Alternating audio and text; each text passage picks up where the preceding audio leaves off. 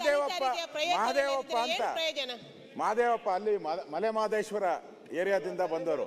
ಆ ತಲೆ ಮೇಲೆ ಗಂಗೆ, ಇಲ್ಲಿ ನೋಡಿದ್ರೆ ಬರಗಾಲ, ನೀರೇ ಇಲ್ಲ, ನೀರೇ ಇಲ್ಲ. ಅವ್ರ ನಾಯಕರು ಬೇರೆ, ಅಲ್ಲಲ್ಲ ನಮ್ಮ ಡೆಪ್ಟಿ ಸಿಎಂ ಬೇರೆ ಹೋಗಿ ಗಂಗೆಯಲ್ಲಿ ಮುಳುಗ್ಬಿಟ್ಟು ಬಂದ್ಬಿಟ್ಟವ್ರೆ. ಗಂಗೆಯಲ್ಲಿ ಮುಳುಗ್ ಬಂದವ್ರೆ. ಆ ಕರ್ಮ ಕಳೀಲಿ ಅಂತ ಹೇಳಿ ಸುತ್ತಿಸ್ಕೊಂತ ಇದ್ದೀರಾ ನೀವು ಕರ್ಮ. ಈಗ ಸರ್ ನಿಮ್ಮಂತ ಹಿರಿಯ ಸದಸ್ಯರು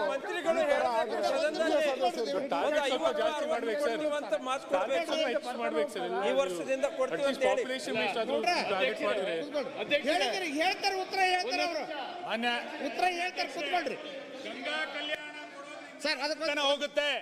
ಗಂಗಾ ಕಲ್ಯಾಣ ಕೊಡೋದ್ರಿಂದ ಬಡತನ ಹೋಗುತ್ತೆ ಅನ್ನೋದನ್ನ ಈ ಸರ್ಕಾರ ಅರ್ಥ ಮಾಡ್ಕೋಬೇಕು. ನೀವು ಗಂಗೆ ಬಗ್ಗೆ ಅಪಪ್ರಚಾರ ಮಾಡಿ ಗಂಗೆ ಬಗ್ಗೆ ಅವಹೇಳನ ಮಾತಾಡ್ತೀರಿ, ಗಂಗಾ ಕಲ್ಯಾಣ ಕೊಡ್ಲಿಕ್ಕೆ ಮೀನಾಮೇಷ ಎಣಿಸ್ತೀರಿ. ಮಹದೇವಪ್ಪನವರೇ ಇಷ್ಟು ಅಸಹಾಯಕರಾದ್ರೆ ಪರಿಸ್ಥಿತಿ ಏನು? ಮಂತ್ರಿಗಳು ನನಗೆ ಅವ್ರ ಬಗ್ಗೆ ನೀವೇ ಇಷ್ಟು ಅಸಹಾಯಕರಾದ್ರೆ ಏನ್ ಪರಿಸ್ಥಿತಿ? ಅಧ್ಯಕ್ಷರೇ ಒಂದ್ ನಿಮಿಷ,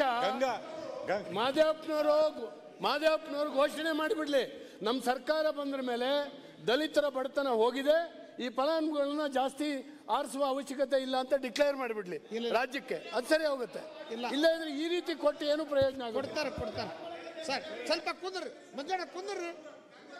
ಹೇಳಿ ಅಲ್ಲ ಹೇಳ್ತಾರೆ ಉತ್ತರ ಮನೆಪರ ಕುಂದ್ರಿ. ಪೂರಕವಾಗಿ ಉತ್ತರ ಉತ್ತರ ಹೇಳಬೇಕಲ್ಲ. ಈಗ ಹೇಳಿದಾರೆ ಸರ್. ಸರ್ ನಾನು ಒಂದು ಹೇಳ್ತೇನೆ, ಕುತ್ಕೊಡ್ರಿ ಸ್ವಲ್ಪ ಒಂದೇ ನಿಮಿಷ ಸರ್. ಅದಕ್ಕೆ ಪೂರಕವಾಗಿ ಮಂತ್ರಿಗಳ ಗಮನಕ್ಕೆ ನಾನು ತರುವಂತದ್ದು, ಗಂಗಾ ಕಲ್ಯಾಣ 1, 2, 3 ಬಂದ್ರು ನಾವದನ್ನು ಶಾಸಕರ ಅಧ್ಯಕ್ಷತೆಯಲ್ಲಿ ಪಾಸ್ ಮಾಡಿದ್ರೆ ಅಧಿಕಾರಿಗಳು ಪುನಃ ಅದನ್ನು 15 ಸಲ ಸತಾಯಿಸ್ತಾರೆ. ಮೊನ್ನೆ ತಾನೇ ನಾನು ಒಬ್ಬ ಅಧಿಕಾರಿಗೆ ನಾನು ಮಂಗಳೂರಿನಲ್ಲಿ ಗಲಾಟೆ ಮಾಡಿದ್ದೇನೆ. 4 ವರ್ಷದಿಂದ ಹೋಗ್ತಾ ಇದ್ದೇನೆ ಅಂತ ಹೇಳ್ತಾರೆ. ನಾವು ಪಾಸ್ ಮಾಡಿದ್ದೇವೆ, ಎಲ್ಲ ಆಗಿದೆ, 3,000 ಕೊಡು, 2,000 ಕೊಡು, ಅದು ಸರಿ ಇಲ್ಲ, ಇದು ಸರಿ ಇಲ್ಲ, ಇದು ಎಂತದ್ದು ಅದು ಕೋಡ್ ಸರಿ ಇಲ್ಲ, ಗಿಡ ಈಗ ಸತಾಯಿಸ್ತಾ ಇದ್ದಾರೆ. ಕೊಟ್ಟದನ್ನು ಕೊಡ್ಲಿಕ್ಕೆ ಅವರ ಗಮನಕ್ಕೆ ತಂದದ್ದು ನಾನು. ಸರ್ ಮಾನ್ಯ ಮಂತ್ರಿಗಳು ಸರ್ ಒಂದೇ ಹೇಳ್ತಾರ್ರಿ, ಉತ್ತರ ಹೇಳ್ತಾರೆ, ಕುತ್ಕೊಳ್ರಿ. ಹೇಳ್ತಾರೆ ಅಲ್ಲ, ಅವ್ರು ಹೇಳಕ್ಕಾರ ಬಿಡ್ರಲ್ಲ. ಸ್ಪೀಕರ್ ಸಾಹೇಬ್ರು ಏನ್ ಹೇಳ್ತಾರೆ ಹೇಳ್ರಿ ಸರ್. ಸರ್ ಹೇಳಿ ಸರ್. ಹೇಳಿದ್ರು ನೋ ಪ್ರಾಬ್ಲಮ್ ಸರ್. ಈಗ ನಾನು ಹೇಳೋದೇನು ಅಂದ್ರೆ ಸರ್, ಕಂಟಿನ್ಯೂ ವರ್ಷ ಆನ್ಲೈನ್ ಅರ್ಜಿನ ಕಾಲ್ ಮಾಡ್ತೀವಿ. ಹಳೆ ಅರ್ಜಿಗಳೇ 1,000 ಪೆಂಡಿಂಗ್ ಇರ್ತಾವೆ. ನಾನು ಹೇಳೋದು ಅಟ್ಲೀಸ್ಟ್ ಅದ್ರಲ್ಲಿ 50% ಫುಲ್ಫಿಲ್ ಆಗೋ ತನಕ ಹೊಸ ಅರ್ಜಿನ ಕಾಲ್ ಮಾಡೋದು ಬೇಡ ಅಂತ. ಯಾಕೆಂದ್ರೆ ಎಲ್ಲ ಆನ್ಲೈನ್ ಅರ್ಜಿ ಹಾಕೊಂಡಿರ್ತಾರೆ, ನಮಗೆ ಸಿಗುತ್ತೆ ಅಂತೇಳಿ. ಈ ಲಾಸ್ಟಿಗೆ ಸೆಲೆಕ್ಷನ್ ಆದಾಗ ಎಲ್ಲ ನಿಷ್ಠುರ ಗಲಾಟೆ ಸರ್. ಹಂಗಾಗಿ ಹಳೆ ಅರ್ಜಿಗಳನ್ನ ಕ್ಲಿಯರ್ ಮಾಡೋ ತನಕ ಹೊಸದ್ ಕರಿಬೇಡಿ ಸರ್ ದಯವಿಟ್ಟು. ಅಲ್ಲ ಸನ್ಮಾನ್ಯ ಸಭಾಧ್ಯಕ್ಷರೇ, ಸಚಿವ ಈ ವಿಷಯಕ್ಕೆ ಸಂಬಂಧಪಟ್ಟಂತೆ ಆಡಳಿತ ಪಕ್ಷದ ಶಾಸಕರು ಯಾರು ಎದ್ದು ನಿಂತು ಮಾತಾಡೋದಿಲ್ಲ ಅಂತ ಹೇಳಿದ್ರೆ ಅವರೆಲ್ಲರೂ ಈ ವಿಷಯದಲ್ಲಿ ನಮ್ಮೊಟ್ಟಿಗೆ ಸಹಮತ ಇದ್ದಾರೆ ಅಂತ ಅರ್ಥ. ಹಳೆ ಅರ್ಜಿಗಳೆಲ್ಲ ನಿಮ್ ಸರ್ಕಾರದ್ದೇ ಪೆಂಡಿಂಗ್ ಇರೋದು, ನಮ್ ಸರ್ಕಾರದ ಅಲ್ಲ.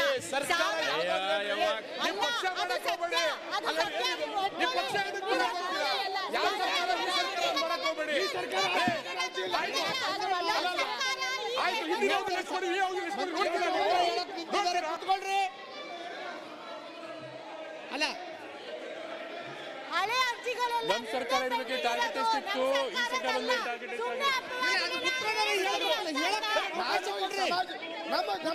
ನಿಂತಿದ್ದಾರೆ.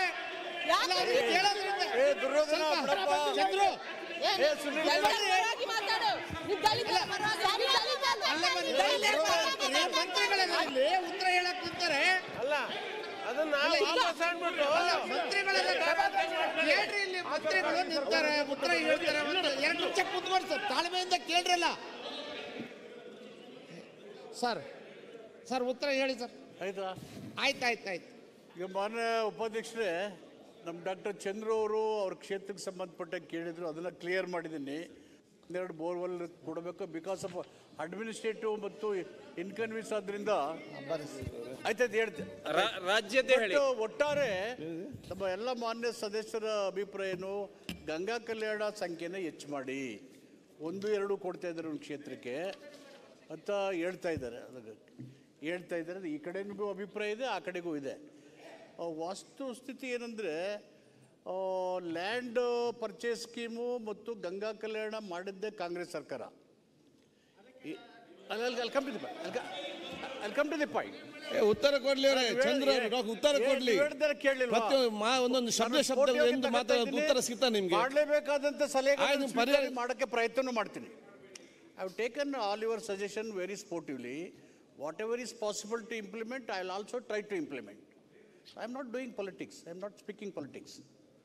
So ಇದರಿಂದ ಇದು ಮಾಡಿದ ಉದ್ದೇಶನೇ ಅವ್ರನ್ನ ಬಿಲೋ ಪಾವರ್ಟಿ ಲೈನಿಂದ ಮೇಲೆ ಎತ್ತಬೇಕು ಅಂತೇಳಿ. ಅವ್ರಿಗೆ ಸುಮಾರು ಲ್ಯಾಂಡ್ ಪರ್ಚೇಸಲ್ಲಿ 70,000 ಎಕರೆ ಪರ್ಚೇಸನ್ನು ಮಾಡಿ ಅಷ್ಟಕ್ಕೆ ಅವ್ರಿಗೆಲ್ಲ ಬೋರ್ವೆಲ್ ಕೊಟ್ಟು ಅಪ್ಲಿಟ್ ಮಾಡೋಕ್ಕೆ ಸುಮಾರು ಪ್ರಯತ್ನಗಳಾಗಿದೆ. ಇಷ್ಟು 1991 ಲ್ಯಾಂಡ್ ಪರ್ಚೇಸ್ ಸ್ಕೀಮ್ ಬಂತು ಕರ್ನಾಟಕದಲ್ಲಿ. Nearly 70,000 acres of land is being purchased. The borewells were drilled. Electrification is being done. They are cultivating. But still, there is a large population left without borewells. There are families without land. ಇದೆಲ್ಲ ಎಲ್ಲರೂ ಈಗ ನಮ್ದೇನು ಬಡತನ ಹೋಗ್ಬೇಕು. ಕೇಂದ್ರ ಸರ್ಕಾರ ಇರಲಿ, ರಾಜ್ಯ ಸರ್ಕಾರ ಆಗಲಿ, ನಮ್ಮ ಕಾನ್ಸ್ಟಿಟ್ಯೂಷನ್ ಎಲ್ರಿಗೂ ಸಮಾನತೆ, ಸಮಾನ ಅವಕಾಶ ಕೊಡಿ ಅಂತ ಸಿಗಬೇಕು. ಆದರೆ ನಿಮ್ಮನ್ನ ಕೇಳೋದು ಸರಿ ಇಲ್ಲ ಅಂತ ನಿಮ್ಮ ಸಲಹೆಗಳು ಹೆಚ್ಚು ಕೊಡಬೇಕು ಅಂತೇಳಿ ಈ ಕಡೆನೂ ಅದೇ ಇದೆ, ಇಲ್ಲೂ ಅದೇ. ಅದನ್ನು ನಾವು ನಮ್ಮ ಸರ್ಕಾರ ಈ ಸಾರಿ ಮುಂದಿನ ಇದರಲ್ಲಿ ಮಾಡಿ. ಯಾಕೆ ಇದು ಡಿಲೇ ಆಯಿತು ಅಂದರೆ ಕಳೆದ 22-23 ಅಲ್ಲಿ ಡ್ರಿಲ್ಲು 16 ಜನನೋ 12 ಜನ ಇದ್ದರು. ಅವರೆಲ್ಲ ಏನು ಗಲಾಟೆ ಇತ್ತು, ಸ್ಕ್ಯಾಮ್ ಆಯಿತು, ನಿಲ್ಲಿಸಿದ್ರು. ಅದೆಲ್ಲ ಅಕ್ಯುಮುಲೇಟ್ ಆಯಿತು, ನಿಂತೋಯ್ತು. ಸುಮಾರು 18,000 ಬೋರ್ವೆಲ್ಗಳು ಕೊನೆಯದು ಸ್ಟೇ ಆಯಿತು. ಈಗ ಡ್ರಿಲ್ ಮಾಡೋಕ್ಕೆ ಶುರು ಮಾಡಿದ್ದೀವಿ. This was happened in the previous government. I don't want to blame anybody. ಅದಾಯಿತು. ಆಮೇಲೆ ಕೋರ್ಟ್ ಅದೆಲ್ಲ ಕ್ಲಿಯರ್ ಮಾಡಿದ್ರು. ಅದನ್ನು 18,000 ಬೋರ್ವೆಲನ್ನು ಡ್ರಿಲ್ ಮಾಡೋಕ್ಕೆ ಶುರು ಮಾಡಿದ್ದೀವಿ. ಈಗಿನ ಅವಧಿನಲ್ಲಿ ಕಡಿಮೆ ಇದೆ, 7 ಬರ್ತಾ ಇದೆ ಒಂದೊಂದು ಕ್ಷೇತ್ರಕ್ಕೆ. ಅದು ಎಲ್ಲ ಸೇರಿಸಿ, ಎಲ್ಲ ಸೇರಿಸಿ, ಎಲ್ಲ ನಿಗಮಗಳು ಕರೆಕ್ಟ್ ಇದೆಯಾ ಇಲ್ಲ ಅಂತ ಹೇಳ್ತಾ ಇಲ್ಲ. ಆಯ್ತು. ಈಗ ಸುರೇಶ್ ಒಂದು ನಿಮಿಷ ಸರ್.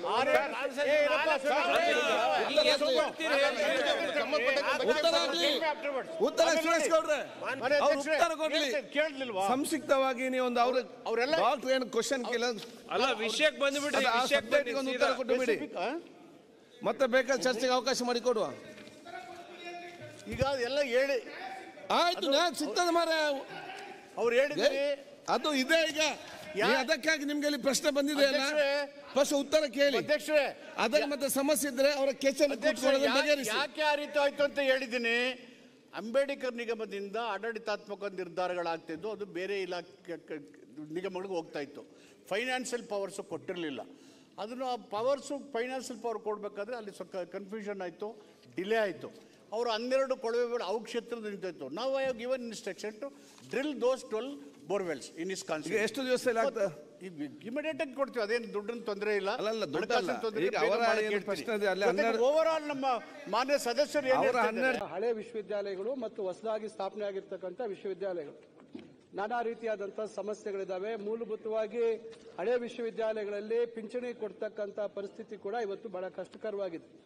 ಇವೆಲ್ಲ ವಿಚಾರಗಳ ಬಗ್ಗೆ ಸಮಗ್ರವಾಗಿ ಅಧ್ಯಯನ ಮಾಡಬೇಕು. ಮತ್ತು ಹಿಂದಿನ ಸರ್ಕಾರ ಏನು ಹೊಸ 7 ವಿಶ್ವವಿದ್ಯಾಲಯಗಳನ್ನ 2 ಕೋಟಿ ಅನುದಾನ ಕೊಟ್ಟು ಸ್ಥಾಪನೆ ಮಾಡಬೇಕು ಅಂತೇಳಿ ಸ್ಥಾಪನೆ ಮಾಡಿರ್ತಕ್ಕಂಥದ್ರಲ್ಲಿ ಏನೇನು ಪರಿಸ್ಥಿತಿಗಳಿದಾವೆ, ವಾಹನ ಖರೀದಿ ಮಾಡೋಂಗಿಲ್ಲ, ಜಮೀನು ಖರೀದಿ ಮಾಡೋಂಗಿಲ್ಲ, ಹೆಚ್ಚು ಬೋಧಕರನ್ನ ತೆಗೆದುಕೊಳ್ಳೋಂಗಿಲ್ಲ, ಯಾರು ಬೇರೆ ಮೂಲ ವಿಶ್ವವಿದ್ಯಾಲಯದಿಂದ ಅಲ್ಲಿಗೆ ವರ್ಗಾವಣೆ ಆಗ್ತಾರೆ ಅಥವಾ ಸೃಜನೆ ಆಗ್ತಾರೆ ಅದನ್ನು ಮಾತ್ರ ಉಪಯೋಗಿಸ್ಕೊಂಡು ಮಾಡಬೇಕು.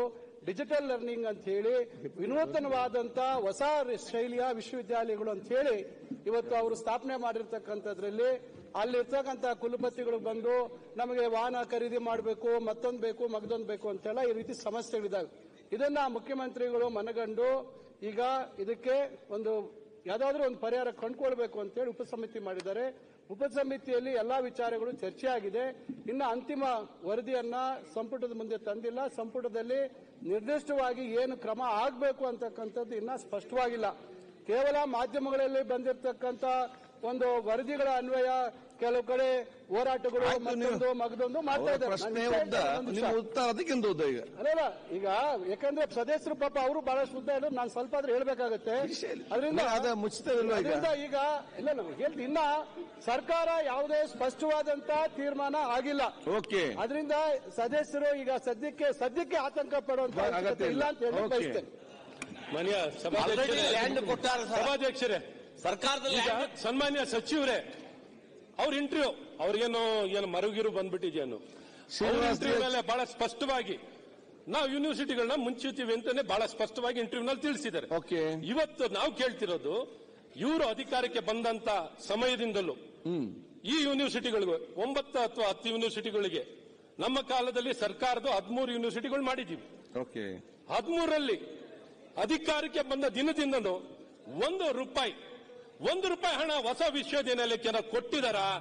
ಆ ವಿಶ್ವವಿದ್ಯಾನಿಲಯಗಳು ತಮ್ಮ ಸ್ವಂತ ಶಕ್ತಿಯಿಂದ ಇವತ್ತು ನಿರ್ವಹಣೆಯನ್ನು ಮಾಡಿಕೊಂಡು ಕಾಲಕ್ಕೂ ರಿಸಲ್ಟ್ ಅನ್ನು ಕೊಟ್ಟು ಸಂಯೋಜನೆಯನ್ನು ಕೊಟ್ಟು ಉತ್ತಮವಾಗಿ ನಿರ್ವಹಣೆಯನ್ನು ಮಾಡ್ತಿದ್ದಾರೆ. ಇವರಿಂದ ಹಣ ಏನು ಕೇಳಿಲ್ಲ, ಇವರು ಹಣ ಇಲ್ಲ, ಇವರೇನು ಹಣ ಇವತ್ತು ನೋಡ್ರೆ ಇವರು ಅಸಂಬದ್ಧವಾಗಿ ಹೇಳಿಕೆಗಳನ್ನು ಕೊಡ್ತಿರೋದು ಆ ಯೂನಿವರ್ಸಿಟಿಗಳು, ಆ ಜಿಲ್ಲೆಗೆ ಅವಶ್ಯಕತೆ ಇದೆ, ಅದನ್ನ ನಮ್ಮ ಸನ್ಮಾನ್ಯ ಸದಸ್ಯರು ಹೇಳ್ತಿರೋದು. ಹಾಗಾಗಿ ಅಲ್ಲಿರುವಂತ GR 10% ಇದೆ, 15% ಇದೆ. ಹಾಗಾಗಿ ಅದರ ಅವಶ್ಯಕತೆ ಇದೆ, ಬಹಳ ಉತ್ತಮವಾಗಿ ನಿರ್ವಹಣೆ ಆಗ್ತಿದೆ. ಇವರಂತೂ ನಿರ್ವಹಣೆ ಮಾಡ್ಲಿಕ್ಕೆ ವಿಫಲರಾಗಿದ್ದಾರೆ. ಈಗ ಹಳೆ ಯೂನಿವರ್ಸಿಟಿಗಳು ಅದನ್ನ ರಿವ್ಯೂ ಮಾಡೋದಾದ್ರೆ ರಿವ್ಯೂ ಕಮಿಷನ್ ಯಾರು ಮಾಡ್ಬೇಕು ಗೊತ್ತಾ? ಗವರ್ನರ್ ಮಾಡಬೇಕಾಗಿರೋದು, ನೀವಲ್ಲ. ಹಳೆ ಯೂನಿವರ್ಸಿಟಿಗಳನ್ನ ಪರ್ಫಾರ್ಮೆನ್ಸ್ ರಿವ್ಯೂ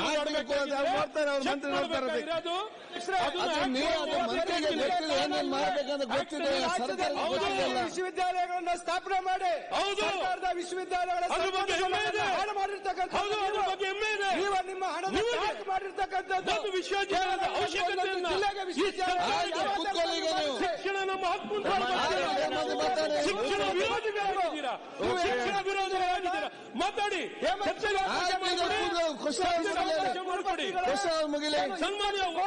ಮತ್ತೆ ಮಾತಾಡಿ. ಕೊಟ್ಟಿದ್ದೀರಪ್ಪ, ನೀವು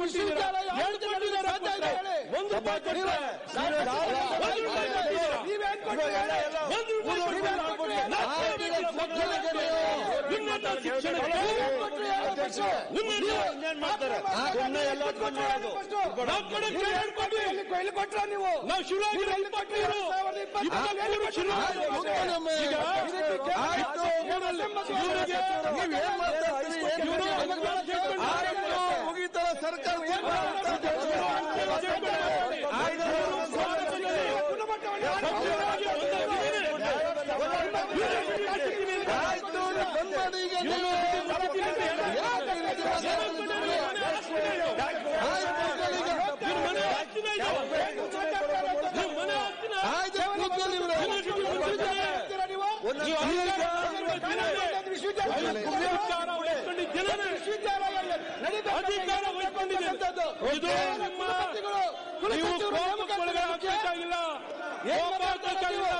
ನಿಮ್ಮ ಭವಿಷ್ಯದ ಪ್ರಶ್ನೆ ಅಲ್ಲ, ನಿಮ್ಮ ಭವಿಷ್ಯದ ಪ್ರಶ್ನೆ ಅಲ್ಲ.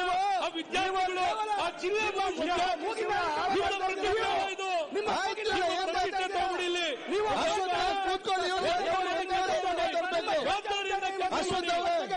ಮನೆ ಬಂದಂತೆ ಮಾಡಕ್ಕಲ್ಲ. ಮನೆ ಹಾಕಿಕೊಂಡಿದ್ದೀರಾ? ಜವಾಬ್ದಾರಿ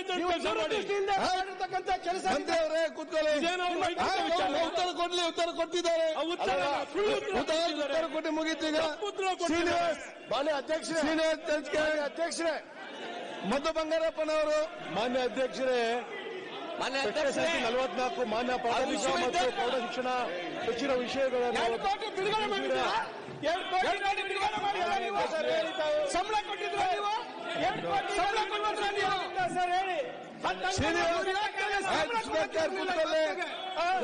ನೀವು? ಆಯ್ತು, ಯಾಕೆ ಮಾತಾಡ್ತೀರಿ? ಏನು ಸುಮ್ಮನೆ ಮಾತಾಡ್ತದ? ಸೃಷ್ಟಿ ಮಾಡೋದು ಚರ್ಚೆ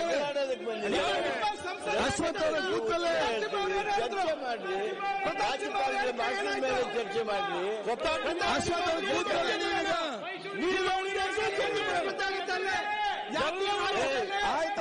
ಚರ್ಚೆ ಮಾಡೋಣ.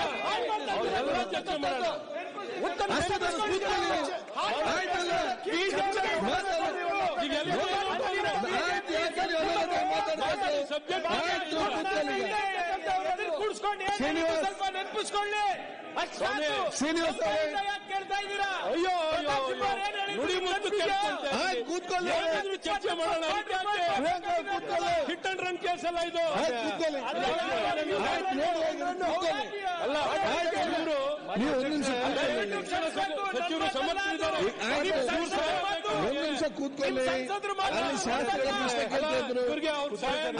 ಯಾಕೆಲ್ಲ ಚರ್ಚೆ ಮಾಡ್ತಾರೆ? ಅಶ್ವತ್ಥ ಕೂತ್ಕೊಳ್ಳಿ, ನಿಲ್ಬೇಡಿ. ನೀವು ನಿಂತ ಕಾರಣ ಚರ್ಚೆ ಬಂತಲ್ಲ. ನೀವು ಕೂತ್ಕೊಳ್ಳಿ. ಆಯ್ತು ಸರ್, ಕೂತ್ಕೊಳ್ಳಿ. ಆಯ್ತು ಕೂತ್ಕೊಳ್ಳಿ ಒಮ್ಮೆ. ಆಯ್ತು ಕೂತ್ಕೊಳ್ಳಿ. ಸಿದ್ದು ಸೌದಿ ಅವರು ಈಗ ಉತ್ತರ ಕೊಟ್ಟಿದ್ದಾರೆ. ಪರಿಶೀಲನೆಯಲ್ಲಿದೆ. ಯಾರು ಕೂಡ ಆತಂಕ ಪಡದ ವಿಚಾರ ಬೇಡ. ಆತಂಕ ಪಡಬೇಡಿ ಅಂತ ಸ್ಪಷ್ಟ ಉತ್ತರ ಕೊಟ್ಟಿದ್ದಾರೆ. ಮಾನ್ಯ ಅಧ್ಯಕ್ಷರೇ,